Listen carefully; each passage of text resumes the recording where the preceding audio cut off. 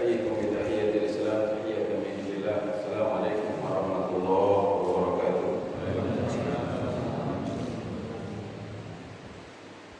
الحمد لله رب العالمين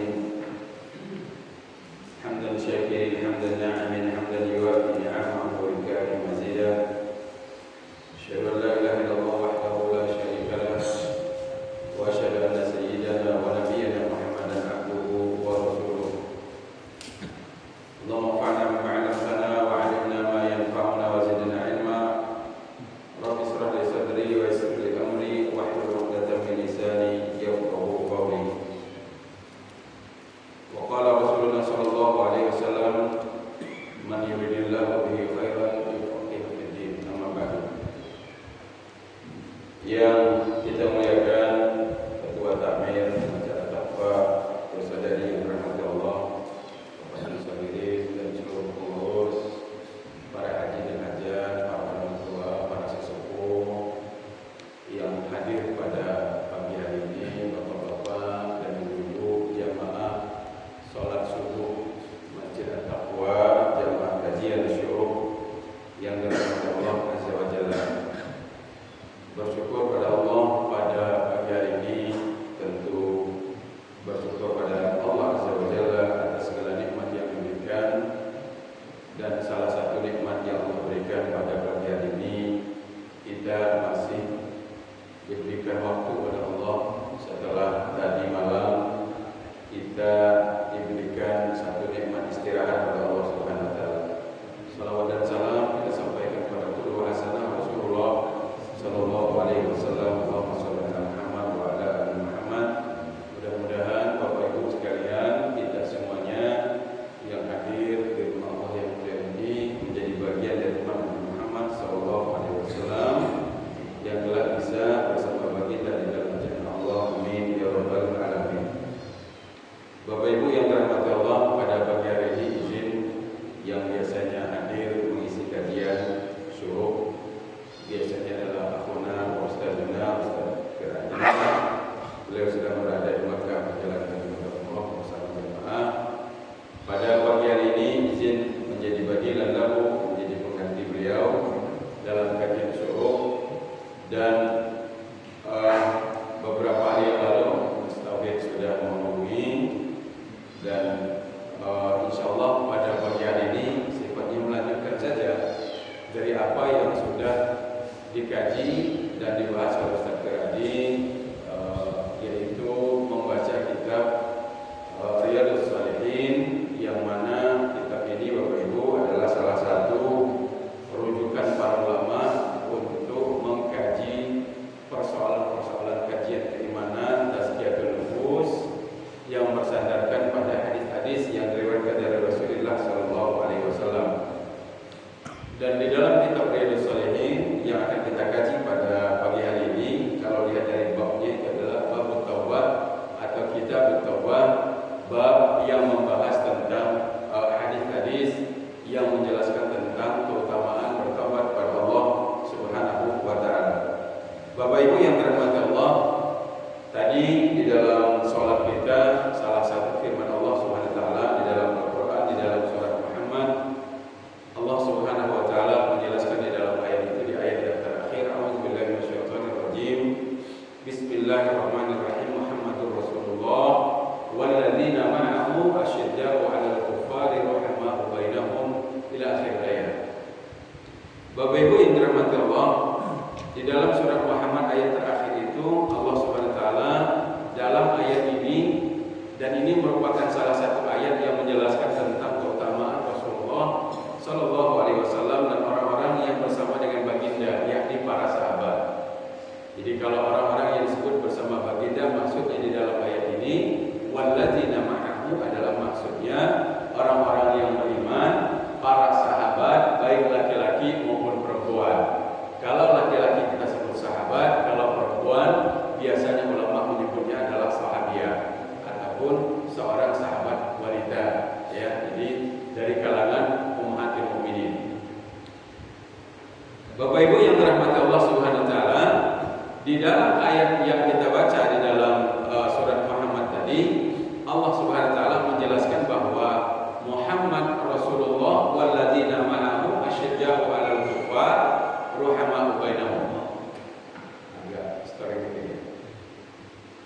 Jadi Bapak Ibu yang dirahmati Allah, di dalam ayat itu Allah SWT menjelaskan bahwa Muhammad Rasulullah dan orang-orang yang bersama beliau, yang bersama Muhammad SAW itu memiliki dua sifat utama berdasarkan penjelasan ayat ini. Yang pertama Allah katakan Muhammadur Rasulullah walladzina ma'ahu asyidda'u 'alal kuffar. Jadi ciri pertama dari Rasulullah SAW dan para sahabat itu, asyidda itu maksudnya adalah syadid, tegas pendirian terhadap orang-orang kurang turun. Tes. Baik, masih dengar.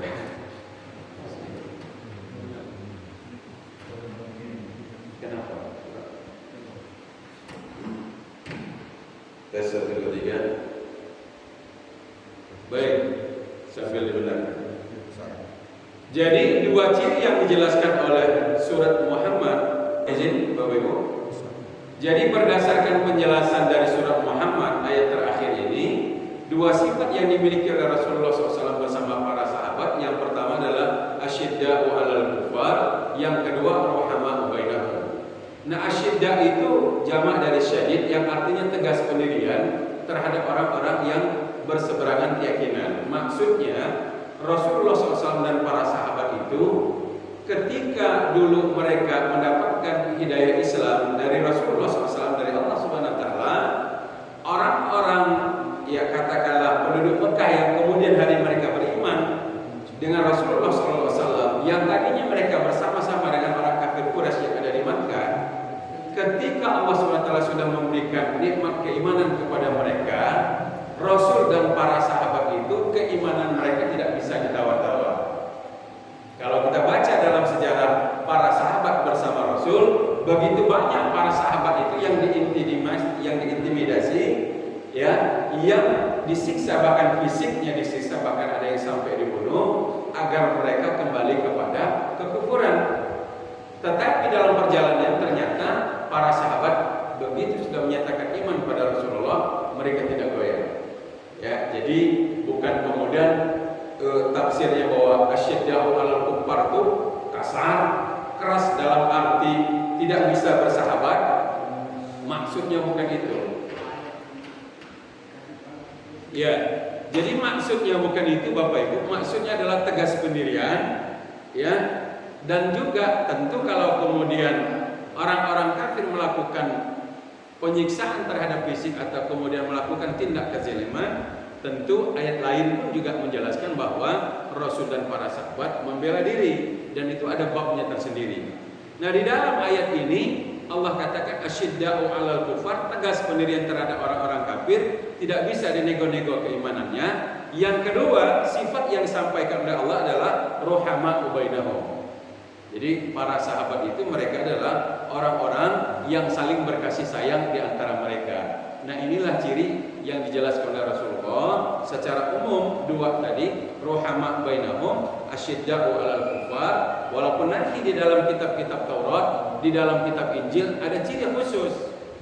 Nah, Bapak Ibu yang dirahmati Allah, yang ingin kita jelaskan dari ayat ini bahwa ketika Allah Subhanahu wa taala menjelaskan tentang keutamaan Rasulullah SAW dan para sahabat, apalagi di dalam banyak ayat, di dalam banyak surat juga Allah menyebutkan radhiyallahu anhum wa radu anhu, maka kita menyebut ketika disebut nama sahabat radhiyallahu anhu, walaupun kadang-kadang disingkat tulisan menjadi RA, ya, bukan Raden Ajeng ya, karena Kartini juga ada RA-nya tapi di depan, ya. Kartini pejuang itu di depannya RA. Kalau sahabat itu biasa RA-nya di belakang. Jadi misalnya Abu Bakar RA radhiyallahu. Ketika kita melihat ada tulisan RA, kita jangan membacanya RA, tapi radhiyallahu anhu. Kalau perempuan radhiyallahu anha. Nah, Bapak Ibu yang dirahmati Allah, ketika Allah Subhanahu wa taala sudah memberikan ya satu penilaian yang luar biasa dari Allah SWT yang mengatakan bahwa para sahabat telah ridho pada Allah dan Allah telah ridho kepada mereka. Nah, tentu akan kita temukan dalam perjalanan para sahabat bersama baginda itu bahwa dalam perjalanan kehidupan mereka banyak sekali pelajaran-pelajaran berharga yang bisa kita dapatkan, yang bisa menjadi cermin dalam kehidupan kita, dan itu belum tentu kita dapatkan dari generasi-generasi setelah mereka. Apa contohnya? Nah, ini insya Allah pada pagi hari ini di dalam kitab Riyadhus Shalihin, di dalam kitab At-Taubah, bab At-Taubah, di hadis yang ke-20 ada riwayat, dan riwayat ini banyak sekali diriwayatkan oleh para sahabat, ya juga dicatatkan oleh ashabus sunan. Riwayat yang menjelaskan tentang bagaimana di antara, bahkan bukan di antara, setiap sahabat itu memiliki cerita-cerita unik, memiliki pelajaran-pelajaran yang luar biasa yang bisa kita dapatkan dari kisah hidup mereka.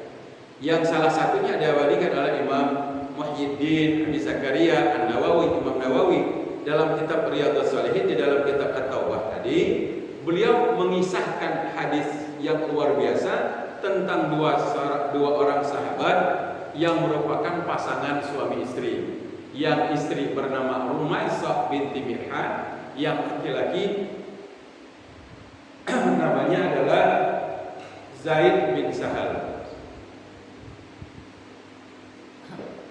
Siapa nama sahabat laki-lakinya, Pak? Zaid bin Sahal. Yang perempuan siapa tadi nama Bu? Rumaisah. Ada yang cucunya namanya Rumaisah.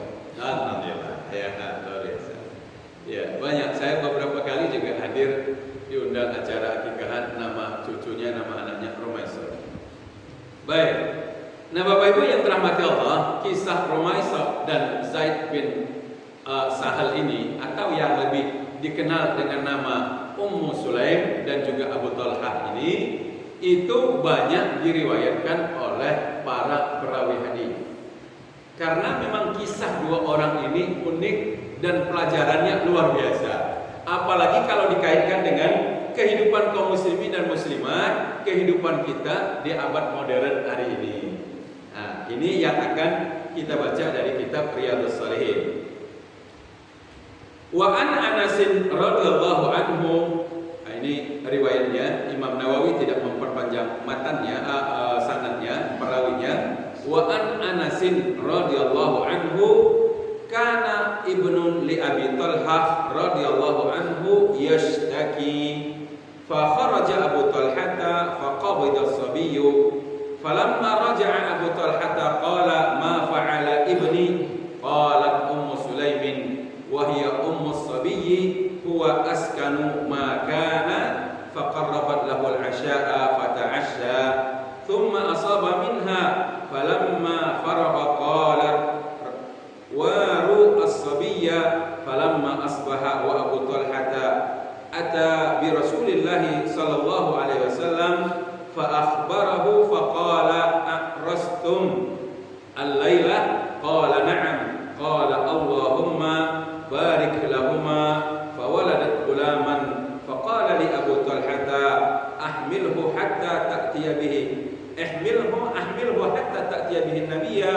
wa ba'atha ma'ahu bitamaratin faqala ama'ahu syai'un qala na'am tamaratun fa akhadhaha an-nabiy sallallahu alaihi wasallam famadaqaha thumma akhadha min fihi faja'alaha fi sabi thumma hannakahu wa sammahu Abdullah muttafaqun alaih. Wa fi riwayat al-Bukhari qala Ibnu Uyainah faqala rajulun minal ansar fara'aitu أولاد كلهم قد قرأوا القرآن يعني من أولاد عبد الله المولود. وفي رواية مسلم مات ابن لأبي طلحة من أم سليم فقالت لأهلها لا تحدثوا أبا طلحة بابنه حتى أكون أنا أحدثه فجاء فقربت إليه عشاء فأكل وشرب ثم تصنعت له أحسن ما كانت تصنع قبل ذلك فوقع بها فلما أن رأت أنه قد شبع وأصاب منها قالت يا أبا طلحة أرأيت لو أن قوما أعاروا عاريتهم أهل بيت فطلبوا عاريتهم ألهم أن يمنحوهم قال لا فقالت فاحتسبي ابنك قال idza talaqtu thumma akhbartini bibni fantalaqa hatta ata Rasulullah sallallahu alaihi wasallam fa akhbarahu bima kana faqala Rasulullah sallallahu alaihi wasallam barakallahu lakuma fi lailatikuma qala fahamalat qala wa kana Rasulullah sallallahu alaihi wasallam fi safarin wa hiya ma'ahu wa kana Rasulullah idza ata al-Madinah fi safarin la yatrukuha turuqan fadanau min al-Madinati fadarabaha al-makhar fahtabasa 'alaiha Abu Talha wa antalaqa Rasulullah qala yaqulu Abu Talha innaka la ta'lamu ya Rabb annahu yu'jibuni an ukhrija ma'a Rasulillah sallallahu alaihi wasallam idza kharaja wa adkhala ma'ahu idza dakhala wa qad ihtabastu bima tara an taqul Ummu Sulaim ya Aba Talha ma ajidu alladhi kunta ajidu intaliq fantalaqna wa darabaha al-makhad hina qadima fa waladat ghulaman fa qalat li ummi ya Anas la yurdihu ahadun hatta taqdua bihi ala Rasulillah sallallahu alaihi wasallam falamma asbaha ihtamalathu fantalaqtu bihi ila Rasulillah wa dzakara tamam al-hadits. Bapak Ibu yang dirahmati Allah, dalam hadis tadi kenapa panjang? Karena riwayatnya dua. Yang pertama riwayat Imam Bukhari, yang kedua riwayat Imam Muslim.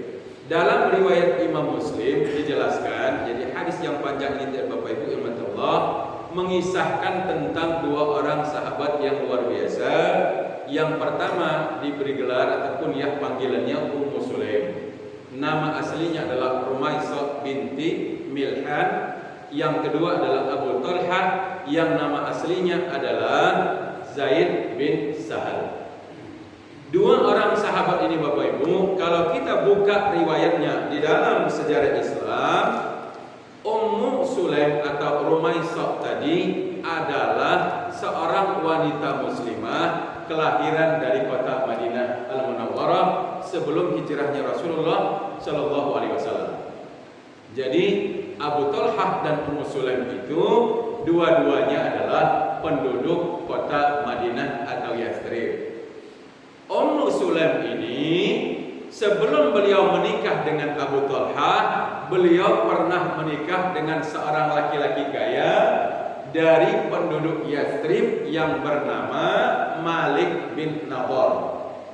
Malik bin Nadhr ini adalah seorang pengusaha kaya. Nah, dua-duanya pada saat menikah, yaitu Rumaisah dan Malik bin Nadhr, sebelum Rumaisah masuk Islam, kedua-duanya beragama non-muslim. Karena waktu itu kedua-duanya belum bertemu dengan Rasulullah Sallallahu Alaihi Wasallam, bahkan belum mendengar dakwahnya Rasul. Ketika dakwahnya Rasulullah SAW sudah tersebar di kota Mekah, Rumaisah ini mendengar dari sebahagian penduduk Madinah bahwa ada nabi di Mekah yang bernama Muhammad dan sebagian ajarannya sudah diimani, diyakini, diamalkan oleh sebagian penduduk Madinah berkat dari beberapa puluh sahabat yang pergi haji ke Makkah Al-Mukarramah sebelum Nabi hijrah. Ya, seperti itu, yaitu dalam bai'ah Aqabah pertama dan bai'ah Aqabah kedua. Nah, Rumaisah ketika mendengar di Madinah ada orang-orang yang sudah beriman dengan dakwahnya Muhammad sallallahu alaihi wasallam, beliau menyatakan keinginannya untuk masuk Islam lalu kemudian berislam. Karena suaminya tidak Islam, lalu ditawarkan, karena dia sudah muslimah, diajaklah suaminya Malik bin Nadhr itu untuk masuk Islam. Lalu kemudian Malik bin Nadhr dia menolak. Dia tidak mau masuk Islam seperti istrinya. Karena dia tidak mau masuk Islam, akhirnya Rumaisah dan suaminya berpisah. Ya, seperti itu. Kalau hari ini terbalik, orang meninggalkan Islam karena ingin ikut suami. Kalau dulu di zaman Nabi, seorang wanita muslimah siap berpisah dengan suaminya walaupun kaya raya demi mempertahankan keimanan. Begitu luar biasa. Nah, dari perkawinan Rumaisah atau Ummu Sulaim dengan suaminya yang pertama itu, beliau berdua ini dikaruniai seorang anak yang di kemudian hari menjadi nama yang luar biasa. Namanya adalah Anas bin Malik. Jadi anaknya Malik tadi dari istrinya yang bernama Rumaisah tadi diberi nama Anas. Ya. Karena bapaknya bernama Malik, orang Arab itu biasa menggandengkan namanya dengan nama orang tua. Karena bapaknya bernama Malik, anaknya bernama Anas, lalu kemudian namanya lekat Anas bin Malik. Begitu. Nah, Bapak Ibu, nah kita orang Indonesia punya tradisi yang berbeda. Ya, kalau orang Arab itu bin itu nyebut dia, ditulis di nama Anas bin Malik. Ya, orang-orang Muslim, orang-orang Melayu yang ada di Brunei, yang ada di Malaysia, mereka nama terutama di Malaysia, setahu saya itu nama bin dan binti itu lekat. Misal, ya mereka orang Malaysia misalnya siapa? Muhammad bin siapa? Kalau di nama itu ada bin, mereka sudah bisa memastikan bahwa itu Muslim atau binti. Kalau ada misalnya, ya kan, Sobran, gitu kan, anak raja, nah itu pasti bukan Muslim. Jadi kalau tidak ada binnya, bukan Muslim. Itu sudah ciri khas. Ya, dan mereka rata-rata laki dan perempuan itu pakai bin dan binti. Nah, kalau di kita tidak, biasa nama orang tua digabung dengan nama anak. Misal saya Nadirsah Hawari. Hawari itu bukan nama saya, nama bapak saya. Itu aja ya. Tradisi di kita begitu. Nama bapak digabung dengan nama anak. Bahkan yang lebih hebat lagi, nama suami digabung dengan nama istri. Ya, misalnya Zainab, bisa siapa gitu kan? Ya, bisa siapa istri saya, Sri Haryani, orang nyebut Bu Yani Nadirsah gitu kan begitu. Kadang dipaket begitu di kita. Ya, itu tradisi. Saya tidak mengatakan itu salah, tapi beda gaya. Ya, masing-masing kaum punya gayanya masing-masing ya, seperti itu. Nah, dari perkawinan mereka berdua ini tadi, Rumaisah dan juga Malik bin Nadhr melahirkan seorang anak bernama Anas bin Malik. Anas bin Malik inilah Bapak Ibu yang di kemudian hari dia menjadi seorang Muslim, ikut agama ibunya, bertemu dengan Rasulullah SAW. Bahkan di kemudian hari Anas ini di waktu kecilnya ketika Rasul hijrah ke Madinah oleh Ummu Sulaim, Anas ini di usia anak-anaknya sudah diserahkan dengan Rasulullah SAW, berkhidmat dengan Rasul, kemudian menjadi sahabat setia Nabi, berkhidmat dengan Rasul selama lebih kurang 10 tahun di Madinah. Nabi 10 tahun di Madinah. Berarti begitu Rasul datang ke Madinah, Anas ini langsung diserahkan ibunya, dibesarkan oleh Rasulullah bersama Rasulullah SAW. Nah, Anas inilah yang menceritakan tentang kisah ibunya, yang di kemudian hari setelah ibunya bercerai dengan bapaknya Anas yang bernama Malik tadi, di kemudian hari pada saat si Ummu Sulaim atau Rumaisah tadi menjanda, datanglah seorang laki-laki kaya melamar dia. Tapi laki-laki ini juga belum beriman. Abu Thalha dilamar. Kata Ummu Sulaim, walaupun kamu orang kaya, karena dia dilamar dengan mahar harta yang sangat banyak. Ya. Karena dulu tradisi orang Arab jahiliyah itu kalau ingin menaklukkan wanita itu, maka salah satu caranya adalah dilamar dengan mas kawin harta bertumpuk. Ya, nggak tahu kalau hari ini itu kira-kira jurus itu mempan apa enggak, Pak? Ya, sebagian mungkin mempan, Bu ya. Ya, tapi dari dulu begitu. Dilamar oleh orang kaya, harta mas kawinnya itu harta bertumpuk. Ya. Kata Ummu Sulaim, harta kamu yang banyak itu saya nggak perlu. Kalau kamu ingin menikah dengan saya yang sudah punya anak satu, syaratnya cuma satu, kamu masuk Islam, dan Islam itulah sebagai mas kawinnya. Subhanallah. Itu. Jadi di dalam riwayat tadi Anas sebagai anak menceritakan kisah ibunya. Jadi Anas bin Malik tadilah yang mengisahkan tentang perkawinan ibunya dan perjalanan ibunya dengan bapak tirinya, bapak sambungnya yang kedua, yaitu Abu Thalhah atau Zaid bin Sahal. Apa riwayat ini disampaikan oleh Anas? Kata Anas, setelah ibu saya menikah dengan Abu Thalhah, mereka berdua diberikan oleh Allah karunia seorang anak. Dapat anak satu orang. Anak ini dalam riwayat tidak disebut nama secara khusus, tapi kunyahnya yang masyhur yaitu Aba atau Abu Umair. Ya, Abu Umair.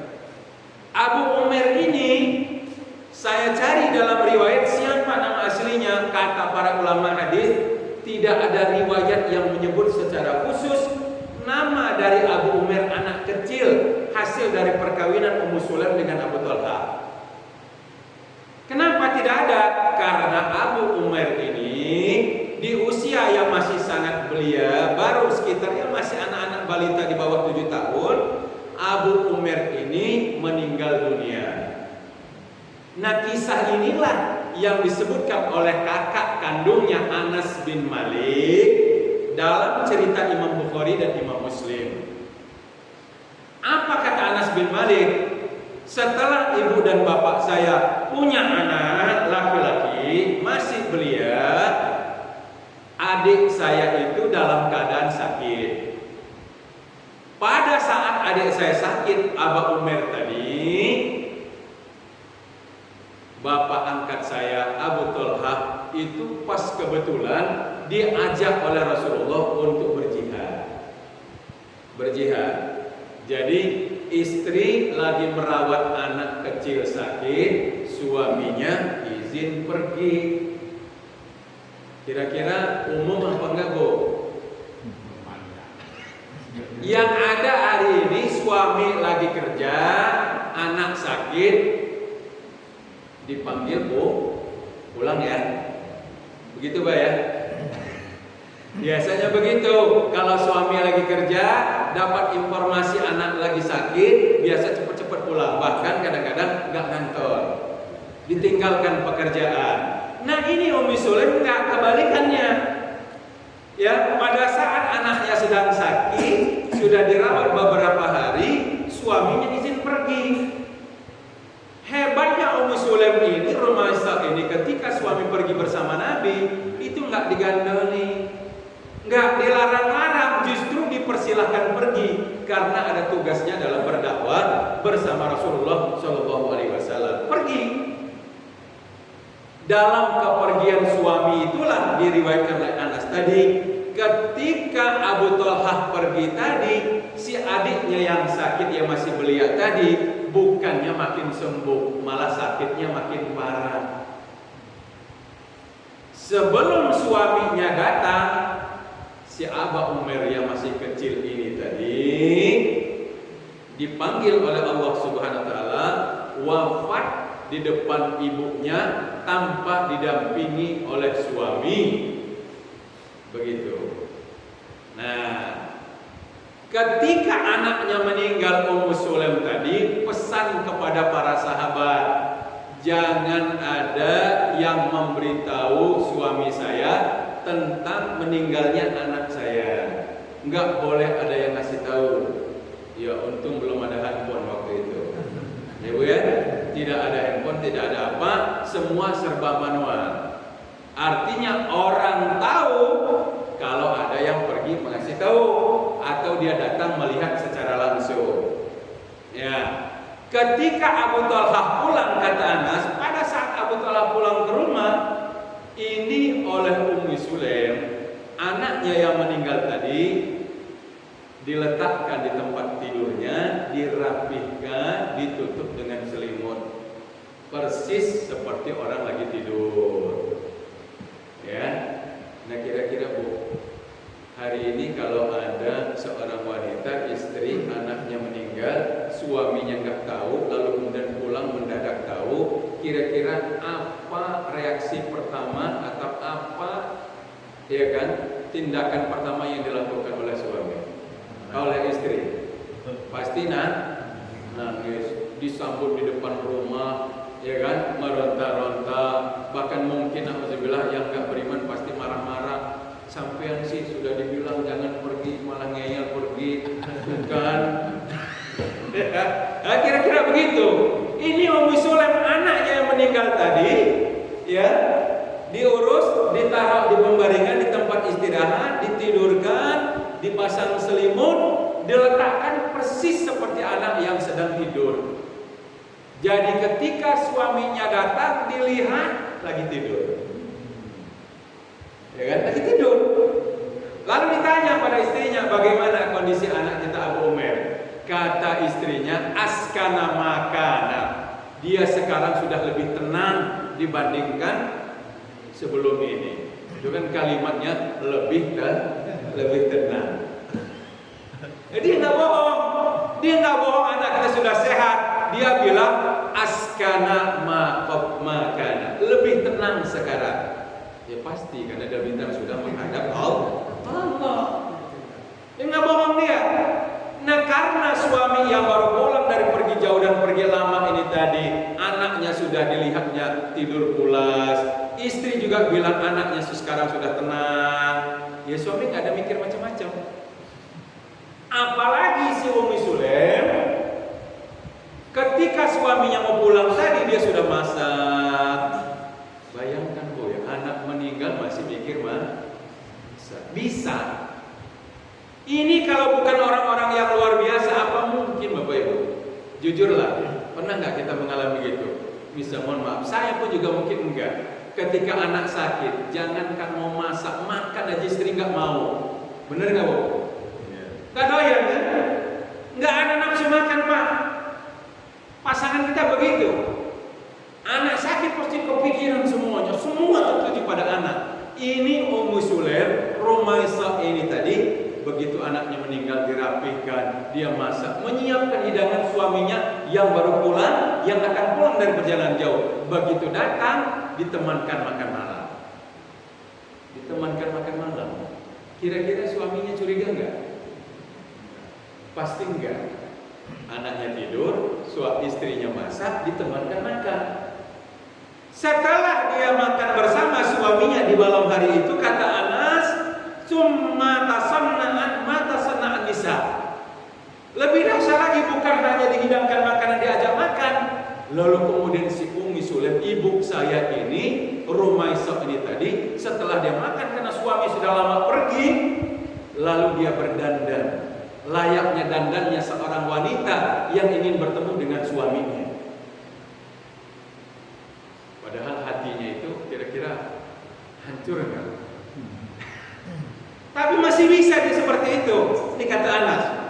Setelah makan bersama, lalu kemudian dia berdandan, dan malam hari itu pun si istri yang sebenarnya hatinya sedang sedih luar biasa karena anaknya dari suaminya yang kedua tadi meninggal, dia tidak menampakkan sedikit pun tanda bahwa dia sedang bersedih. Malam itu pun dia menunaikan kewajibannya memberi nafkah batin terhadap suaminya. Subhanallah. Dan suami nggak tahu apa-apa. Nah, setelah mereka di malam hari itu, suami mendapatkan hak dari istrinya dan istri menunaikan kewajiban nafkah batin terhadap suaminya. Setelah selesai, barulah si Rumaisah nanya sama suaminya. Nanyanya pun juga bagus, namanya orang cerdas. Ya. Lah kira-kira kalau wanita ini nggak cerdas, pasti dia begitu selesai langsung nangis. Ya, Mas Bokyo ditanya. Dan kira-kira begitu. Ini wanita cerdas. Begitu selesai dia bilang sama suaminya, Mas, apa pendapat jenengan? Kalau ada orang nitip barang pada kita, ya orang nitip untuk beberapa waktu. Setelah mereka datang, lalu barang itu diminta. Setelah sampai waktunya, barang itu diminta oleh mereka. Kira-kira kalau kita tahan, benar enggak? Ya kata suaminya Enggak. Kalau barang titipan tadi diminta sama yang punya, harus diserahkan. Dia nggak ngomong. Sekarang kamu pergi ke kamar sebelah, tengok anakmu, dia sudah diminta oleh yang punya. Kira-kira lemas nggak suami? Subhanallah. Selesai kewajiban istri, ya, menemankan suami yang sudah lama tidak berdua makan, bahkan sudah menunaikan kewajibannya. Barulah setelah itu si istri mengatakan, lihat anakmu di kamar sebelah, dia sudah diminta oleh pemiliknya yang asli meninggal, dipanggil oleh Allah Subhanahu wa taala. Nah, disinilah baru kemudian Abu Thalhah kaget, ya, gak nyangka setengah agak, ya, manusiawi. Kira-kira marah nggak dia? Ya, dalam riwayat itu marah. Ya, marah tuh ngomongnya keras. Kata beliau, ala tukhbirni. Kata Abu Thalhah, kenapa enggak dari tadi kamu ngomong kalau anak kita meninggal, baru setelah badan saya kotor, maksudnya sudah junub, baru kamu ngasih tahu bahwa anak kita sudah dipanggil oleh Allah Subhanahu wa taala. Karena dia tidak terima dengan perlakuan istrinya yang seperti itu, akhirnya Abu Thalhah, Zaid bin Sahal ini tadi pagi hari langsung menghadap atasan. Ya, langsung menghadap atasannya itu Rasulullah Sallallahu Alaihi Wasallam. Lapor pada Rasul, dan sebelum dia bicara pada Rasulullah Sallallahu Alaihi Wasallam sudah komentar, akrastumul laila, kata Rasulullah, malam tadi wahai Abu Thalhah, kamu berdua, kamu dan istrimu sudah seperti pengantin baru. Ya, namanya baru pulang dari pergi jauh, begitu. Kata Rasulullah, bukankah kalian berdua tadi malam sudah seperti pengantin baru? Ya, Rasul belum dikasih tahu sudah memberikan komentar. Ya, Nabi dapat wahyu. Kemudian berceritalah Abu Thalhah tentang kejadian dirinya dan istrinya, di mana Abu Umair, yang juga anak ini Abu Umair ini pada masa kecilnya waktu dia masih sehat, beliau ini juga pernah bertemu langsung dengan Nabi, bahkan pernah diguraui oleh Rasulullah. Nah, Abu Umair ini dia punya burung peliharaan, burung kecil, yang burungnya itu pada suatu ketika lepas. Ya, Abu Umair yang masih kecil tadi, burung peliharaan ini lepas, nangis. Dilihat oleh Rasulullah, ya Abu Umair, ma fa'alan Nughair. Jadi mungkin Bapak Ibu pernah dengar di situ. Jadi waktu dia masih sehatnya, Abu Umair ini juga pernah diguraui dicandai oleh Rasulullah karena dia nangis, si anaknya nangis. Nangisnya karena burung peliharaannya pergi lepas. Kata Rasulullah, wahai Abu Umair, apa yang terjadi dengan burung kecil mungkin sehingga kamu nangis? Ya, diceritakan burungnya lepas. Nah, kisah ini Bapak Ibu yang dirahmati Allah diabadikan oleh Imam Bukhari, diriwayatkan kisah ini oleh Imam Bukhari dan Imam Muslim. Begitu disampaikan oleh Abu Thalhah tentang kisahnya bersama Rumaisah kepada Rasulullah SAW, apa jawab Rasulullah? Kata Rasulullah, komentar Rasul, barakallahu lakuma fi lailatikuma. Semoga Allah memberkahi kalian berdua di malam hari tadi. Kata Anas bin Malik, kata para sahabat di kemudian hari, mereka menceritakan, Anas menceritakan setelah kejadian malam hari itu, dari hubungan yang luar biasa malam itu, kata Anas, ibu saya lalu kemudian hamil. Diganti oleh Allah SWT. Setelah lahir adiknya Anas yang kedua ini diberi nama oleh bapaknya dengan nama Abdullah. Namanya Abdullah. Kata para sahabat, ya, termasuk para tabi'in yang hidup di kemudian hari, mereka menceritakan Abdullah itu setelah dia besar, anak dari Abu Thalhah dan Ummi Sulaim tadi, si si Abdullah yang didoakan oleh Rasulullah, semoga Allah memberkahi malam kalian berdua tadi malam. Kata para tabi'in, Abdullah itu setelah dewasanya, setelah dia berkeluarga, dari keturunan Abdullah itu beliau melahirkan 9 orang anak. Anaknya 9, banyak anak banyak rezeki, ya kan? 9 orang anaknya itu Bapak Ibu, kata para tabi'in, 9-9-nya adalah hufadzul Quran, orang yang hafal Al-Quran. Kenapa seperti itu? Salah satunya doanya Rasulullah Sallallahu Alaihi Wasallam. Nah, Bapak Ibu yang dirahmati Allah, Anas menceritakan demikian. Begitu luar biasa si Ummu Sulaim, ibunya Anas ini tadi, memberikan satu sikap yang luar biasa, sekaligus pelajaran buat kita, baik bagi suami, bagi istri, bagi anak dalam kehidupan berumah tangga. Ya, yang luar biasa. Bagaimana kesabaran seorang istri yang mampu menyembunyikan persoalan yang dihadapi di depan suaminya agar suaminya tetap bahagia, apalagi dia baru datang dari perjalanan yang jauh. Nah, hari ini bagaimana dengan kehidupan kaum muslimin dan muslimat Bapak Ibu? Ya, dari pelajaran tadi kita mengambil, dari kisah tadi kita mengambil banyak pelajaran bahwa Ummu Sulaim dan Abu Talha ini adalah dua sosok sahabat yang menjadi inspirator bagi kita, menjadi ya penyemangat kita untuk terus ya kan mencetak keluarga, mempertahankan, membentuk keluarga yang sakinah mawaddah warahmah. Nah, inilah salah satu contoh yang luar biasa, dan hadis ini disebutkan oleh Imam Nawawi dalam kitab Riyadhus Shalihin. Lalu kemudian ya, tadi Abdullah ketika lahir, si Abdullah tadi setelah dia lahir oleh Ummu Sulaim, kata Ummu Sulaim, tidak boleh ada satu orang pun yang memberikan asupan ASI kepada anak saya, termasuk saya, sebelum anak ini saya bawa bertemu dengan Rasulullah Sallallahu Alaihi Wasallam. Nah, jadi Abdullah pada saat lahir oleh ibunya Ummu Sulaim, ibunya mengatakan, sebelum anak saya ini menerima asupan ASI dari saya atau siapapun, karena di zaman itu mereka biasa kalau misalnya ibunya tidak punya ASI, kadang ada saudaranya yang memberikan asupan ASI pada si bayi. Kata Ummu Sulaim, ketika Abdullah lahir, sebelum ada air susu masuk ke dalam perut anak saya, anak ini harus saya bawa bertemu dengan Rasulullah.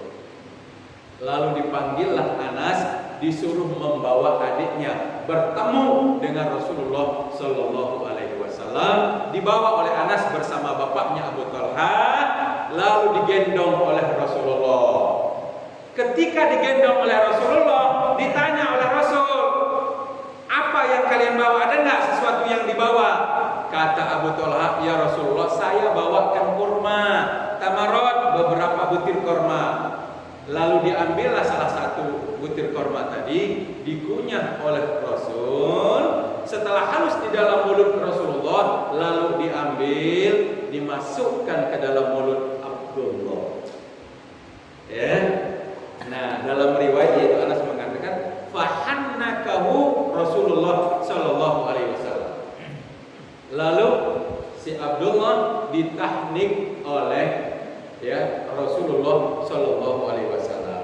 Nah, itulah Bapak Ibu dalam tradisi kita merhabanan, sebenarnya dalam tradisi akikahan yang hari ini kadang-kadang mohon maaf akikahannya sudah sesuai sunnah, tapi beberapa rangkaian di dalamnya kadang-kadang ada yang kita belum menghidupkan sunnahnya Rasul. Salah satunya adalah tahnik. Tahnik itu adalah memasukkan benda manis. Dulu di zaman Nabi, benda manis itu bendanya berwujud korma rutob atau tamar, korma kering yang sudah dikunyah. Karena ini baik, harus halus. Korma tadi dimasukkan oleh Rasulullah ke dalam mulut baginda, dikunyah, setelah halus baru dimasukkan dalam mulutnya Abdullah.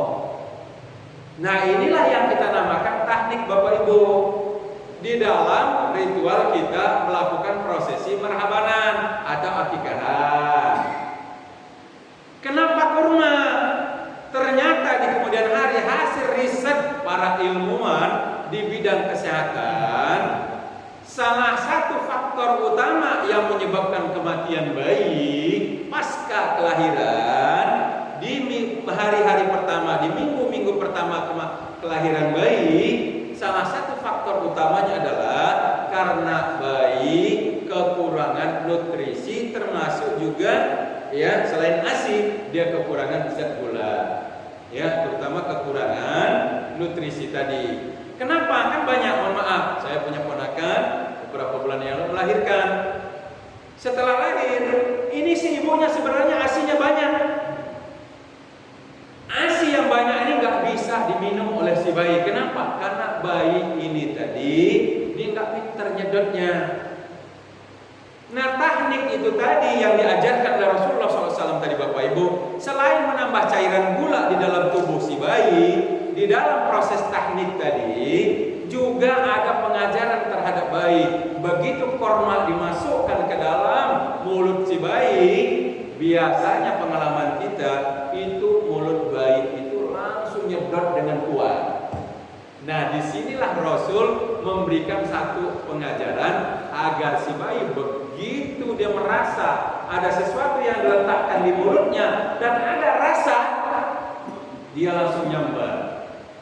Nah, itulah yang menyebabkan bayi itu sehat. Begitu ASI dikasih oleh ibunya, dia langsung nyedot dan pintar. Begitu. Nah, teknik itu salah satu cara yang diajarkan oleh Rasulullah agar bayi tadi pintar. Nah, dulu di zaman Nabi mengajarkan dengan benda berupa korma, baik rutop maupun juga tamar. Nah, kadang-kadang orang tua yang nggak punya korma bisa juga dengan madu, seperti itu. Nah, yang nggak boleh, saya pernah lihat dalam satu acara akikahan, ini yang membawa bayi karena nggak disiapkan korma, nggak disiapkan madu, dia cuma memasukkan tangannya ke dalam mulutnya sendiri. Ya, nggak usah saya sebut, tapi ada di Metro Timur. Ya kan? Jadi ustadz yang menggendong bayi tadi memasukkan jari dia sendiri ke dalam mulut dia, lalu cemplungkan dalam mulut si bayi. Nah, dan parahnya lagi waktu itu yang gendong bayi itu dia ngerokok. Nah, wajar sih kalau bayi jadi kemudian pas dia gede ngerokok ya. Dia malu ya, bukan nyindir yang ngerokok ya. Maksudnya, saat itu saya kaget kan, saya biasanya kalau ada acara marhaban saya biasa tugasnya doa. Ya saya kaget loh, kok jadi begini? Ya kan beda. Ya mungkin karena nggak ada disiapkan korma, nggak disiapkan madu. Oh, udah diingat aja Nabi dulu mentah nih, oh udah begini masuk dalam mulut dia. Terserah lah, baru rendang jengkol segala macam masukkan dalam mulut bayi. Saya ya kaget, benar kaget saya. Sudah nggak komentar, cuma di kemudian harus ingat. Nah, itulah Bapak Ibu, salah satu pelajaran yang kita ambil tadi ketika Abdullah lahir, dibawa bertemu Nabi, digendong Nabi, ditahnik oleh Rasul. Maka para ulama mengatakan salah satu sunnahnya Rasulullah yang hari ini sudah banyak dilupakan oleh masyarakat selain tahnik tadi, salah satunya adalah kalau kita punya bayi, ya walaupun dulu didatangi ulamanya itu, didatangi. Jadi orang alim itu didatangi, bayi yang mendatangi orang alim. Nah, kalau hari ini sih dibalik ya, orang alimnya yang datang ke rumah bayi. Nggak apa-apa lah, nggak apa-apa ya, kita kalau namanya masih anak. Tapi dulu tradisinya yang dibangun oleh para sahabat, ya orang alim itu yang didatangi, ini bayi sama orang tuanya dibawa bertemu dengan orang-orang soleh, minta didoakan. Nah, hari ini karena orang solehnya itu banyak, tetangga-tetangga yang soleh dan ibu-ibu yang soleh itu banyak, kalau mau didatangi semua ibu yang baru bersalin tadi nggak sanggup. Itu kira-kira baji ya. Jadi akhirnya hari ini di kita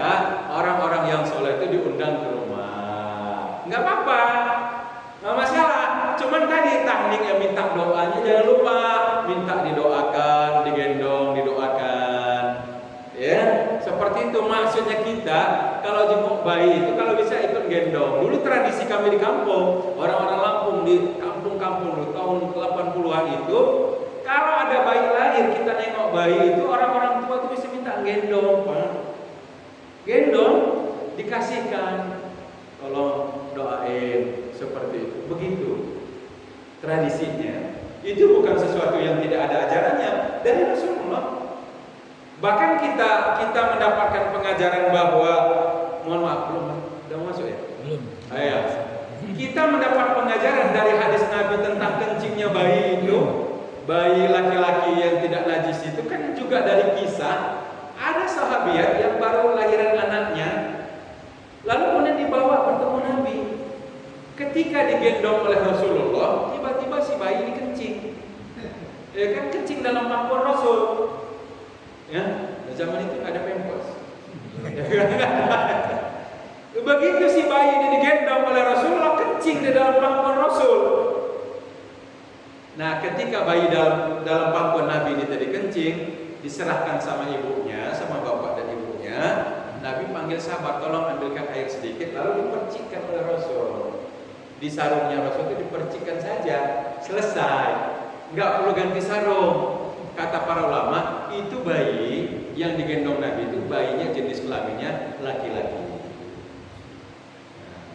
Kalau perempuan, Nabi biasanya kalau perempuan yang kencing dalam pangkuan, kata para ulama fikih, kalau bayi tadi bayinya jenis kelaminnya perempuan, air kencingnya tadi najis. Nah, kadang kita guyon. Pertanyaannya guyon tapi serius. Kenapa ya kalau kencing laki-laki enggak najis, kalau perempuan najis? Ya, apa lebih kuat kencingnya, aroma kencingnya wanita, anak perempuan, apa laki-laki? Nah, seperti itu. Itu jadi pertanyaan para ulama fikih. Nah, gak perlu kita bahas tentang air kencingan itu, ada bab sendiri. Intinya Bapak Ibu, dari hadisnya Abdullah, Ummu Sulaim dan Abu Talha tadi, Anas bin Malik yang menceritakan tadi, ada sunnah yang diwariskan oleh Rasul. Satu, tahnik. Yang kedua tadi, tradisi membawa anak-anak yang baru lahir bertemu dengan orang-orang soleh dan minta didoakan. Itu adalah beberapa tradisi baik yang diwariskan oleh Rasulullah SAW. Sunnah-sunnah yang baik yang diwariskan oleh Rasul, yang hari ini kadang-kadang lupa. Termasuk dalam tradisi kita, ketika orang akikahan, di kita sebenarnya beberapa cara itu sudah mendekati. Walaupun sebenarnya inovasi, misalnya bayi dikelilingkan, ya kan, digunting rambutnya. Sebenarnya menggunting rambut itu udah benar, tapi cara menggunting dan ujung dari kisah mengguntingnya itu belum tepat. Di kita kan mama kalau marhabanan itu kan keliling gunting dikit-dikit, gitu kan. Nah, dalam hadis itu sebenarnya bukan begitu. Dalam hadis itu ketika orang akikahan itu, rambut si bayi itu dicukur sama bapak atau ibunya atau orang yang mewakili, dicukur habis, rambut bayi yang sudah dicukur tadi dikumpulkan, lalu ditimbang berapa berat rambut itu, berat itulah kemudian diambilkan dari tabungan orang tuanya emas seberat rambut si bayi. Nah, kira-kira Bu Haji, berapa berat rambut bayi? Ada yang sudah pernah nimbang, Pak? Pernah nimbang sih? Rambut bayi itu berapa gram? Setengah gram ada. Nah, sunnahnya Nabi dalam prosesi akikahan begitu. Rambut tadi bukan dicukur dikit, dipotong dikit-dikit, ditaruh di dalam kelapa yang sudah. Bukan itu. Dicukur habis sama orang tuanya atau yang mewakili, ditimbang. Nah, berat timbangan rambut itu diambilkan dari berat timbangan emas, disedekahkan. Begitu Bapak Ibu ya. Yang benarnya sunnahnya dari Rasul seperti itu. Nah, di kita hari ini prosesnya enggak cukur keliling, udah selesai. Ya, kadang-kadang saya juga kaget, mohon maaf, ini saya pikir nggak perlu dilestarikan. Termasuk kadang di jidat bayi, di dahi bayi itu ditulis Allah. Ya mohon maaf, ya tidak semua yang dibuat dicontohkan oleh orang itu benar. Saya beberapa kali lihat itu bayi itu di jidatnya ditulis Allah. Ya, ini maksudnya apa? Ya kan ditulis Allah di sini gitu kan. Kan bukan juga warisan dari Rasulullah juga dituliskan yang begitu, enggak ada. Ya dibacakan lafal-lafal Allah, Asmaul Husna ya. Enggak perlu dituliskan di sini. Ya, karena kalau sudah melukis-lukis di dahi itu bisa tradisi orang Hindu, orang India itu biasa ya orang itu dikasih tanda cek di sini ya. Seperti itu. Jadi maksud saya Bapak Ibu, dari kisah tadi Ummu Sulaim dan Abu Talha tadi banyak pelajaran terkait dengan kehidupan keluarga, hubungan antara suami dan istri yang luar biasa, termasuk juga tata cara sunnah-sunnahnya Nabi terkait dengan kelahiran bayi. Seperti itu. Nah, dengan cara itu maka tadi sudah kita sampaikan Abdullah ketika dia dewasa, tumbuh dewasa, adiknya Anas bin Malik, Abdullah ya kan bin Zaid ya bin Sahal, adik ya kan, adiknya Anas seibu beda bapak. Di kemudian hari Abdullah juga menjadi orang yang luar biasa, melahirkan putranya 9 semua hafal Al-Quran berkat dari ibunya yang luar biasa dan bapaknya yang luar biasa yang mendapat doa dari Rasulullah Shallallahu Alaihi Wasallam. Saya pikir itu Bapak Ibu kisah dari orang-orang yang luar biasa ini, dan ini ada di dalam kitab Riyadhus Shalihin, di dalam kitab At-Taubah hadis yang kedua. Saya pikir demikian. Kalau ada yang mau ditanyakan sebagai penjelasan lanjut dari apa yang kita bahas, saya persilahkan. Monggo Bapak Ibu, kalau ada yang mau ditanya terkait tadi beberapa hal, termasuk juga tradisi baik yang diwariskan oleh para sahabat terkait dengan lahiran bayi. Demikian. Ada pertanyaan Bapak Ibu? Cukup? Ibu-ibu ada yang mau ditanya? Bu Haji? Cukup mungkin. Ada? Yang itu Pak Ustaz. Oh iya. Yang rambutnya dicukur misalnya tadi yang kira-kira berapa setengah on terus di nanti gram mas terus kita berikan setengah gram mas itu untuk dihadiahkan untuk siapa itu? Oh iya baik. Jadi setelah rambut bayi dicukur, ditaksirlah kira-kira timbangannya berapa beratnya.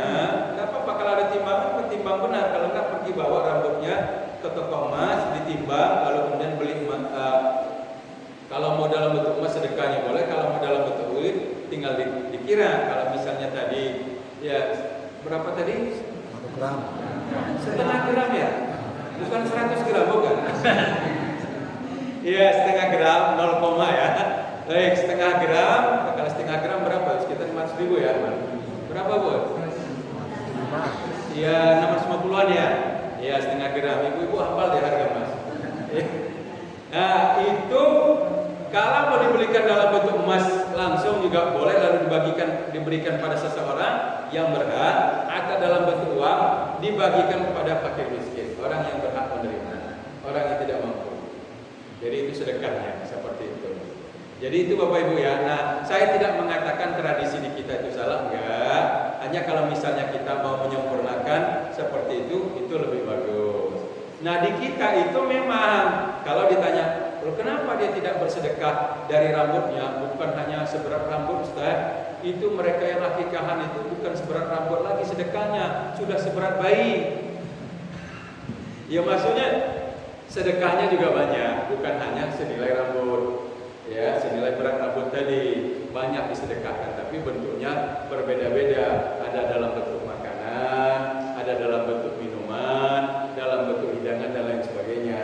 Tetapi maksud saya, walaupun itu ada ya itu juga tidak menyalahi. Nah, tetapi tradisi sunnah tadi kalau bisa jangan dihilangkan. Nah, kemudian juga Bapak Ibu mohon maaf, para ahli juga sudah meneliti kenapa Rasul memerintahkan kita untuk mencukur rambut bayi, ya kan? Dicukur habis, ya. Ternyata para ahli setelah diteliti, banyak bayi yang di kemudian hari mengalami gangguan kesehatan, itu salah satunya faktornya karena ada kotoran di bagian kepala alias rambut. Ya, maka dengan cara dicukur tadi, itu si bayi akan lebih sehat, termasuk juga kan bayi itu beragam dia ketika dia lahir. Ada yang lahir rambutnya langsung tebal, ya ada yang lahir rambutnya dikit. Ya, jadi kata para ulama dengan cara dicukur rata tadi, digundul, dibotakkan tadi, ini bayi pertumbuhan rambutnya setelah dicukur akan lebih bagus. Nah, luar biasa. Pastilah Bapak Ibu, dari setiap yang dilakukan oleh Rasulullah tadi pasti ada hikmah dan manfaatnya. Begitu. Jadi itu yang dicontohkan oleh Rasulullah Shallallahu Alaihi Wasallam. Begitu Bapak Ibu ya. Ya, saya pikir demikian yang bisa saya jelaskan pada pagi hari ini. Dan tadi sahabat Abu Thalhah, Abu Sulaim. Abu Thalhah itu salah satu sahabat yang meninggalnya jauh sekali Bapak Ibu. Jadi di usia tua beliau itu di zaman Khalifah Utsman bin Affan diajak berjihad bersama pasukan kaum muslimin di usia yang sudah tidak muda. Abu Thalhah akhir hayatnya, Abu Thalhah yang orang yang luar biasa tadi, di akhir hayatnya di masa Khalifah Utsman bin Affan, Utsman bin Affan mengirim pasukan laut pertama, pasukan laut pertama dikirim untuk menembus benteng pertahanan orang-orang Bizantium yang ada di Eropa, ya di daerah Sisilia, di dekat Spanyol, sekitar itu masih di laut. Ketika pasukan Utsman bin Affan yang di dalamnya ada Abu Thalhah, mereka naik kapal untuk memperluas wilayah Islam, bernada di laut, di tengah laut, ya di laut Mediterania itu. Di tengah perjalanan Abu Thalhah meninggal di atas kapal, meninggal di atas kapal. Nah, oleh para sahabat sekitar 3-4 hari jenazahnya itu didiamkan di atas kapal karena nggak ada daratan Pak, karena laut. Ya zaman itu tentu kapalnya adalah sangat sederhana. Perjalanan 3 hari itu mereka tidak menemukan daratan. Jadi Abu Thalhah itu tetap jenazahnya setelah dimandikan masih disimpan di atas kapal. Dan kata para sahabat yang meriwayatkan, selama 3 hari itu pula jenazah Abu Thalhah tidak ada aroma sama sekali, bahkan masih tetap wangi, persis seperti orang baru meninggal. Padahal sudah 3 hari. Baru setelah 3 hari para sahabat itu mereka berjalan, baru di depan mereka dilihat ada daratan, dan daratan itu bernama Siprus. Ya, jadi daratan itu di tengah laut, ya, laut Siprus itu. Ini laut ini, daratan Siprus ini hari ini, ya, setengahnya milik Yunani, ya, negara Yunani, setengahnya lagi milik Turki. Jadi ini daratan Siprus ini di tengah laut. Kalau dilihat peta, sebagian bagian utaranya itu punya Yunani, bagian selatannya punya Turki. Nah, sahabat Abu Thalhah itu akhirnya begitu mereka bertemu daratan, dimakamkan di tengah di pulau itu, pulau Siprus itu, dimakamkan di situ. Jadi nggak dibawa pulang ke kota Madinah. Jadi ini sahabat luar biasa. Disitulah kuburan beliau di daerah Turki, di tengah laut, di pulau terpencil. Ya, dia orang di zaman itu luar biasa. Ya, begitu. Jadi dimakamkan di daratan walaupun meninggalnya di tengah laut. Nah, kalau hari ini kita kalau lihat YouTube luar biasa, alhamdulillah banyak pekerja-pekerja Muslim yang bekerja di negara-negara non-Muslim, misal di Jepang, di Korea. Di Korea itu banyak cerita. Itu para pekerja di kapal itu, orang-orang yang meninggal di kapal, walaupun dia Muslim, kadang-kadang karena ini kapal berbulan-bulan di tengah laut, itu memang bisa dilihat di YouTube. Itu dilemparkan di tengah laut. Ya, jadi nggak dibawa pulang ke darat, dibuang ke lautan. Nah itu bertentangan tentunya dengan syariat Rasul.